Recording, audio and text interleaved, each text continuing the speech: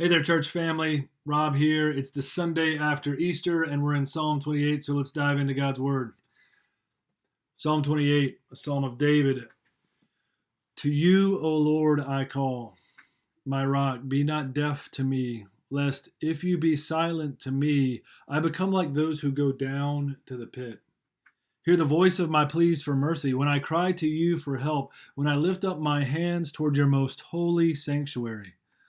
Do not drag me off with the wicked, with the workers of evil, who speak peace with their neighbors, while evil is in their hearts. Give to them according to their work and according to the evil of their deeds. Give to them according to the work of their hands. Render them their due. Because they do not regard the works of the Lord or the work of his hands, he will tear them down and build them up no more. Blessed be the Lord, for he has heard the voice of my pleas for mercy. The Lord is my strength and my shield. In him my heart trusts, and I am helped. My heart exults, and with my song I give thanks to him. The Lord is the strength of his people. He is the saving refuge of his anointed. O save your people and bless your heritage. Be their shepherd and carry them forever. Friends, a lot to unpack here in this psalm. Let's focus on just a few things. David, when he begins his prayer, cries out to his God, to his rock, and his request is to be heard. This phrase here, if you be silent to me.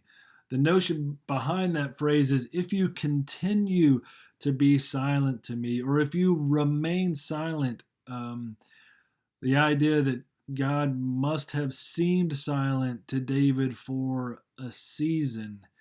And I feel like sometimes in the church there can be this notion that all the other Christians I know must be experiencing this perpetual intimacy and closeness with God. And maybe I'm the only one that struggles with whether or not God hears me, whether or not God is near to me. And the Psalms help disabuse us of that notion. We see David here um, admitting that God has felt silent to him and praying that that would no longer be the case. Maybe you're in a season right now where God feels silent. Let me encourage you. Go to him with those thoughts and feelings. Often we feel ashamed to do that, or maybe we talk to others about it, but we never talk to God about it. David goes directly to his Lord and says, God, I need to hear from you. That's a wholly appropriate prayer for us to pray. After that, he goes on and asks for God to bring justice.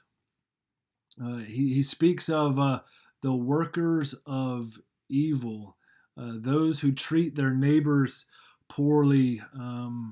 There's a desire of David to see justice come, and that should be the desire of every Christian because God is a just God. And one day, someday, he will bring everyone and everything to justice. We see later on in verses 6 and 7 that David does hear from God. He says, he has heard the voice of my pleas for mercy. He acknowledges that God has heard him, and then he confesses God to be his strength and his shield. And then I think it's important for us to read the end of verse 7. And with my song, I give thanks to him.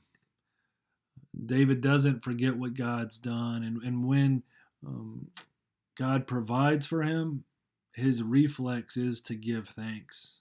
And for some of us in this season, maybe that's what we need to hear, and that's what we need to be about today is a day of thanksgiving, reminding ourselves and our loved ones of all that God has done for us and all the reasons that our hearts have to trust in Him. And then look at how this psalm ends, verses 8 and 9. David's been praying for himself, praying for justice, praying to be heard, and then even thanking God for his provision. But then he turns and prays for his people. Remember, David's the king, all right? He's the king of God's people, and so he prays on their behalf.